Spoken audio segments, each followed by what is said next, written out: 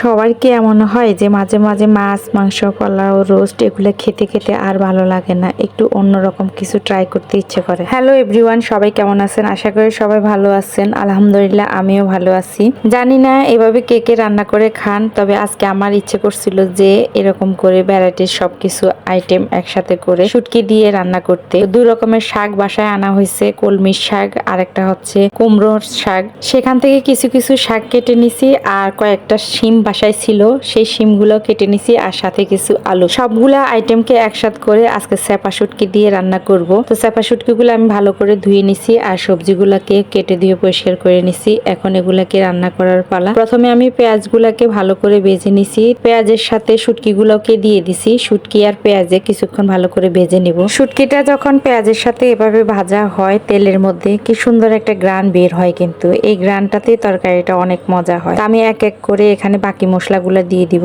রসুন বাটা আর লবণ দিয়ে আরো একটু নেড়ে চেড়ে নিব।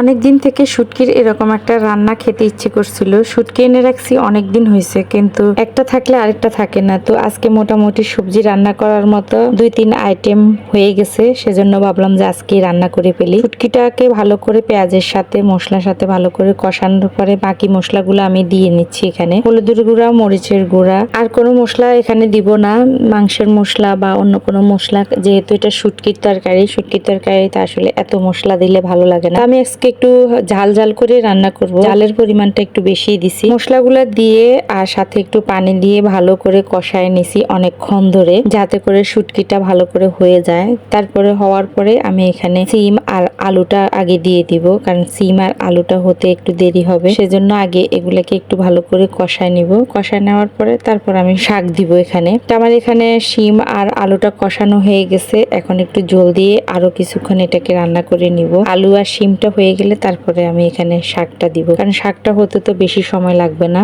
শাকটা দেওয়ার পরে অল্প কিছুক্ষণ রান্না করলেই হয়ে যাবে। আগে বেশিরভাগ সময় দেখতাম যে আম্মুরা এরকম করে রান্না করতো, এখনকার বাচ্চারা খেতে চায় না, সেজন্য একজনের জন্য কি রান্না করব। এখনকার বাচ্চারা তো শাক সবজি একেবারেই খেতে চায় না, সেজন্য আর বাসায় ওরকম করে রান্না করা হয় না। মাঝে মাঝে আমার আম্মুকে বলি যে এরকম করে রান্না করার জন্য। আম্মুর হাতে এরকম শুটকি তরকারি বা বিভিন্ন শাক সবজি কিন্তু অনেক মজা লাগে আমার কাছে খেতে। আম্মুও বাসায় মাঝে মাঝে রান্না করে, খেতেও ভালো লাগে, কিন্তু আমার বাসায় তেমন একটা রান্না করা হয় না। আমার বাচ্চারা তো এরকম শুটকি বা তরকারি শাক সবজি ওরকম খেতে চায় না। বড়টা খেতে চাইলেও ছোটটা একেবারেই খেতে চায় না। এটা রান্না করছি শুধু একমাত্র আমার জন্যই রান্না করছি।